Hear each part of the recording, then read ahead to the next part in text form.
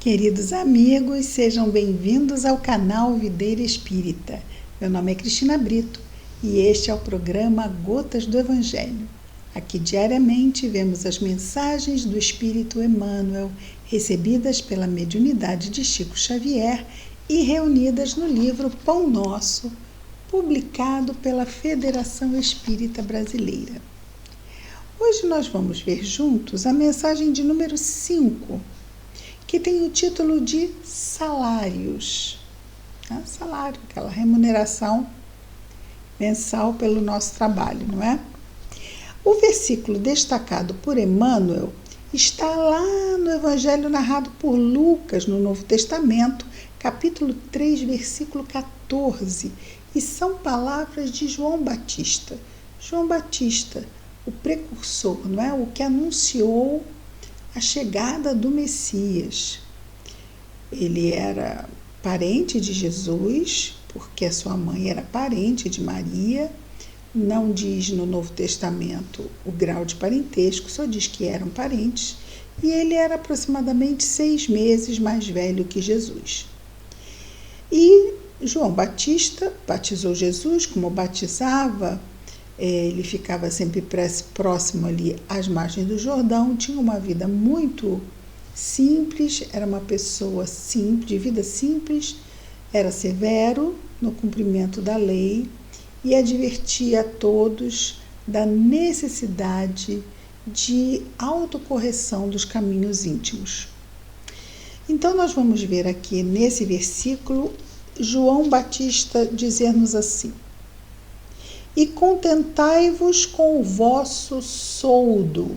O soldo é o salário do soldado, certo? O soldo. E é exatamente a um grupo de soldados que João Batista vai responder dessa forma. Então, vou repetir o versículo. E contentai-vos com o vosso soldo.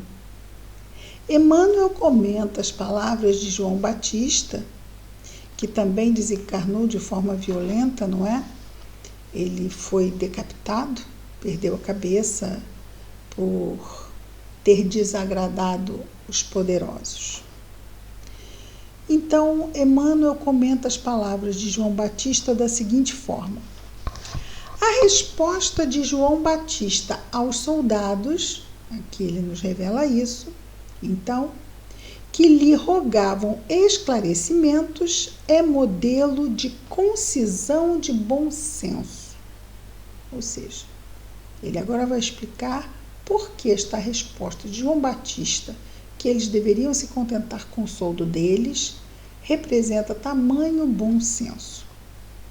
Muita gente, nos diz Emmanuel, se perde através de inextricáveis labirintos, em virtude da compreensão deficiente, quer dizer, uma má compreensão, acerca dos problemas de remuneração da vida comum.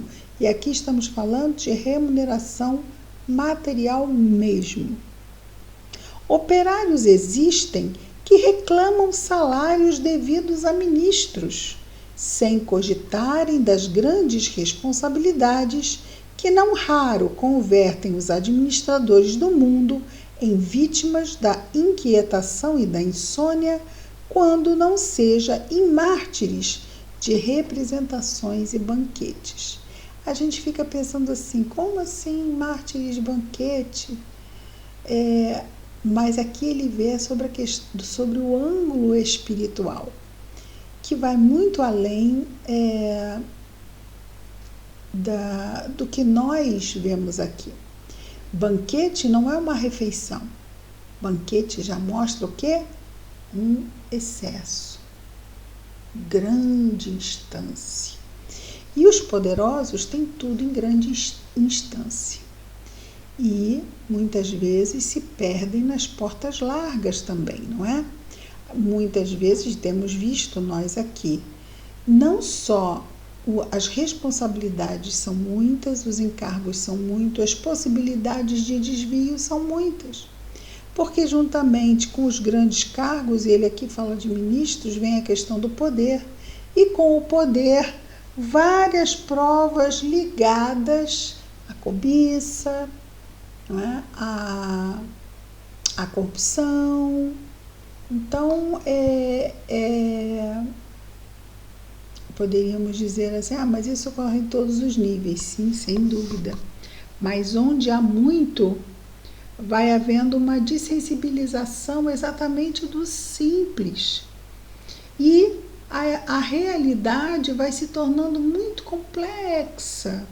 E muitas vezes as pessoas que têm esse poder efêmero do mundo, que passa, fica por aqui mesmo, podem vir a se achar melhores que outras, que não têm esse mesmo poder. Pode ser poder em várias instâncias, não é? Mas muitas pessoas passam a se achar melhores, porque tem concessões que nem sequer são delas, são oferecidas por Deus exatamente para testar. Assim como a doença é uma concessão, a saúde é uma concessão, a falta de dinheiro é uma concessão, e a ausência de dinheiro também, a falta de poder e a presença do poder, todos são recursos da providência para o nosso exercício e o nosso testemunho. E muitas vezes pensamos assim, mas eu queria ter muito e ser provada no muito. Mas é uma prova muito mais difícil. Nós vemos lá isto mesmo no Livro dos Espíritos. É uma prova muito mais difícil. E se Deus não coloca esta prova sobre os nossos ombros, é porque Ele acha mais prudente que desta vez não seja assim, não é? E aí a gente lembra de Jesus falando assim, crês nisso? Crês nisso? Se cremos, precisamos acalmar mais nossos corações, não é? E ele vai falar assim, o nosso querido amigo espiritual. Há homens cultos que vendem a paz do lar em troca da dilatação dos vencimentos. Há homens cultos que vendem a paz do lar em troca do aumento dos salários, né? De um salário mais poupudo. E é interessante, não é? Porque o salário aumenta, as necessidades aumentam, e aí deixam de ser as necessidades básicas, não é? E passam a ser as necessidades supérfluas. Então, antes, vamos imaginar que nos esforçássemos para ter um conforto X. Mas com mais eu posso ter um conforto 2x, e com muito mais 3x e 4x, e aí eu vou ficando mais assoberbado, porque a minha vida vai se tornando mais complexa. Então, já não tenho mais uma casa, eu tenho 2 ou 3, então não tenho... então antes eu não tinha um carro, mas também não tenho tenho 2 ou 3, e importados, e blindados, e isso, e aquilo, e olha como a vida vai se tornando complexa. Porque tudo isso exige daqui a pouco seguranças, daqui a pouco preocupações, né? Porque tem que guardar isto tudo e proteger este enorme patrimônio. Há homens cultos que vendem a paz do lar em troca da dilatação dos vencimentos. Poderíamos ganhar um pouco menos e ter uma vida mais simples. Inúmeras pessoas, nos diz Emmanuel, inúmeras pessoas seguem da mocidade à velhice do corpo, ansiosas e descrentes, enfermas e aflitas por não se conformarem com os ordenados mensais que as circunstâncias do caminho humano lhes assinalam, dentro dos imprescrutáveis desígnios, no caso aqui, os insondáveis desígnios de Deus. Porque nesta vida eu não consigo, parece que quando eu vou, eu volto, olhe, e eu costumo sempre dizer, se não é prova, é expiação, não é? Então, nós estamos aqui, reencarnamos no mundo de provas e expiações. Para passar pelo quê? Por provas e expiações que chegam até nós para que exercitemos o bom uso do livre-arbítrio, para que exercitemos as nossas virtudes e aprendamos o quê? A coibir, a frear as nossas más tendências. E, em alguns casos, para não dizer em muitos casos, não é?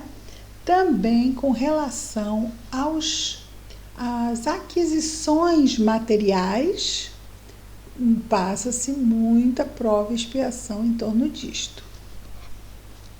E ele continua dizendo: não é por demasia de remuneração que a criatura se integrará nos quadros divinos. Quer dizer, não é por ter um salário alto, por ganhar muito dinheiro todo mês, que a criatura vai garantir um lugar bom no mundo espiritual. Temos lá no Evangelho segundo o Espiritismo a mensagem da Rainha de França. Desencarnou Rainha de França, chegou no mundo espiritual, aqueles que lhe serviam de servos estavam muito mais à frente do que ela. Então é um baque muito grande, não é? O ideal, conforme Jesus nos fala quando diz dos lugares à mesa, não é? Que não devemos nos preocupar em sentarmos à frente. Vamos sentar atrás. Por quê? Porque pode ser que o dono da casa tenha outras pessoas mais importantes e peça para a gente sair ali da frente e ir para trás. Isso é ruim, não é? Mas se sentamos atrás e tivermos mérito, é muito melhor que o senhor da casa nos chame lá de trás para vir aqui para frente. Isso é muito bom. E pensemos, tem muitas pessoas que fazem de tudo para terem os primeiros lugares aqui encarnados. E não pensam que o importante é ter excelentes lugares na vida verdadeira, porque esta aqui é transitória. Não é? Eu lembro sempre daquela história de um conhecido de Chico Xavier, que era um senhor muito simplesinho mesmo. E Emmanuel chega para ele e diz: olha, Chico, hoje desencarnou uma pessoa que era a última encarnação dela aqui entre nós. E Chico falou: quem? Quem você acha que era? Ah, fulano, cicrano, beltrano. Ele: não. Foi falou o nome dele. Aí era um senhorzinho muito simples, que ia tomar um cafezinho lá com o Chico, muito simplesinho. Última encarnação dele na Terra. Por isso ele diz: não é por demasia de remuneração que a criatura se integrará nos quadros divinos. Se um homem permanece consciente quanto aos deveres que lhe competem, quanto mais altamente pago, estará mais intranquilo. Claro, porque ele vai ter mais noção da responsabilidade de tudo aquilo. E quanto mais a gente tiver uma vida mais simples, mais estamos tranquilos. Na medida em que a própria vida pode nos encaminhar a postos de maior responsabilidade, de maior monta, claro que pode, né? Então estamos lá e muitas vezes a vida nos coloca nesses postos. E são situações de muita responsabilidade, né?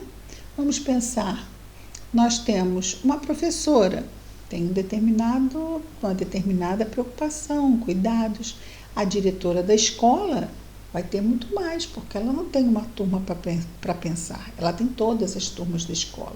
Ela tem todos os alunos para supervisionar, não é? E os professores, e a limpeza, e as contas. Então, vamos ver nesse exemplo, que é um exemplo bem do nosso dia a dia. Vejamos então o que ele nos diz mais. Desde muito, esclarece a filosofia popular que para a grande nau surgirá a grande tormenta. Porque uma grande nau, que é um grande navio, nau é um navio, o grande navio vai poder ir mais para o oceano aberto. Claro que aquele barquinho pequenininho vai ter que ficar perto da costa. Mas os grandes navios podem ir para mares bem profundos, vamos chamar assim, e lá existem as grandes tempestades. Então, para a grande nau surgirá a grande tormenta. Contentar-se cada servidor com o próprio salário é prova de elevada compreensão diante da justiça do Todo-Poderoso. Antes, pois, de analisar o pagamento da terra, habitua-te a valorizar as concessões do céu. Vou repetir, porque eu preciso ouvir de novo. Antes, pois, de analisar o pagamento da terra, habitua-te a valorizar as concessões do céu. Nosso Emmanuel, muito bom senso, a arte de se expressar, não é? Fala de uma forma muito pontual, sem gastar muitas palavras. Admiramos muito, não só a inteligência, quanto a amorosidade desse querido companheiro espiritual. Vamos então agora orar a Jesus, nosso irmão querido, pelas concessões à nossa vida, não é? Mais uma prece, agradecendo profundamente o nosso Mestre amado. Querido Mestre Jesus, obrigado, Senhor, por mais esta oportunidade reencarnatória, pelas oportunidades que nos chegam de trabalho, de produzirmos, seja com remuneração, seja sem remuneração, junto àqueles que a vida nos coloca perto, a nossa família, os trabalhos que desenvolvemos no nosso lar, na comunidade. Abençoa os nossos esforços, Senhor Jesus. Ajuda-nos a estarmos atentos ao caminho certo, a buscarmos não aumentar o peso de responsabilidades que não nos trariam ou não tem como nos trazer grandes retornos quando abrimos mão dos principais tesouros, que são a participação, a presença junto aos filhos, junto aos pais, quando eles já são idosos, aos nossos irmãos, que possamos ter essa sensibilidade, esse bom senso de sabermos colocar o devido peso nos círculos da nossa vida. Ajuda-nos a nos lembrarmos da prece, Senhor Jesus. Abençoa nossas famílias, nossos lares, nossos afetos queridos, nos dois planos da vida. Mas abençoa, Senhor Jesus, todos os nossos irmãos de humanidade, em especial os que têm grande responsabilidade e os que estão em sofrimento. Abençoa a todos, querido Mestre, que as tuas bênçãos de paz, de amor e luz estejam sempre em nós e entre nós, Senhor. Obrigado, Jesus. Graças a Deus.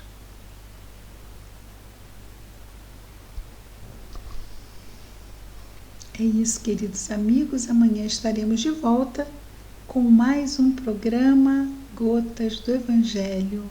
Muita paz a todos.